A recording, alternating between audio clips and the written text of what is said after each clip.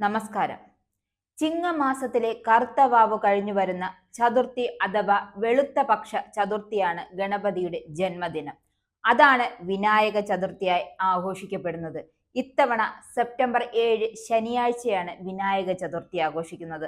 അന്നേ ദിവസം ഗണേശ പ്രീതികരമായ കർമ്മങ്ങൾ അനുഷ്ഠിക്കുന്നത് ഉത്തമമാണ്. ഹൈന്ദവ വിശ്വാസ പ്രകാരം ഏത് ശുഭകാര്യത്തിനു മുമ്പ് വിഘ്ന നിവാരണത്തിനായി ഗണപതി പൂജ നടത്താറുണ്ട്. ഗണേശന്റെ പിറന്നാൾ ദിനത്തിൽ ചതുർത്ഥി പൂജ നടത്തുന്നത് മംഗല്യ തടസ്സം, വിദ്യാ തടസ്സം, സന്താന തടസ്സം, ഗൃഹനിർമ്മാണ തടസ്സം എന്നിങ്ങനെയുള്ള വിഘ്നങ്ങൾ ഒഴിവാക്കാൻ ഉത്തമമാണ്. വിനായക ചതുർത്ഥിയിൽ ഗണപതിയുടെ 1008 ഭാവങ്ങൾ വർണ്ണിക്കുന്ന ഗണേശ സഹസ്രനാമം ഭക്തിയോടെ പാരായണം ചെയ്യുന്നത് അത്യുത്തമം.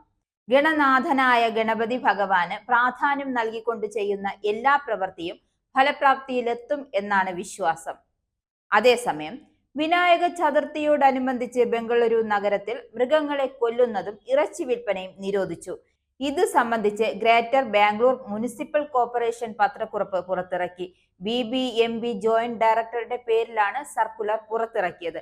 നിയമം ലംഘിക്കുന്നവർക്കെതിരെ നടപടിയെടുക്കണമെന്നും മുന്നറിയിപ്പ് നൽകിയിട്ടുണ്ട്. പൊതു ഗണേശ വിഗ്രഹ പ്രതിഷ്ഠ, ഘോഷയാത്ര എന്നിവയ്ക്കിടെ ഉണ്ടാകുന്ന വൈദ്യുത അപകടങ്ങളെക്കുറിച്ച് ജാഗ്രത പാലിക്കുവാനും ബംഗളൂരു ഇലക്ട്രിസിറ്റി സപ്ലൈ കമ്പനി മാർഗനിർദ്ദേശങ്ങൾ പുറപ്പെടുവിച്ചിട്ടുണ്ട്.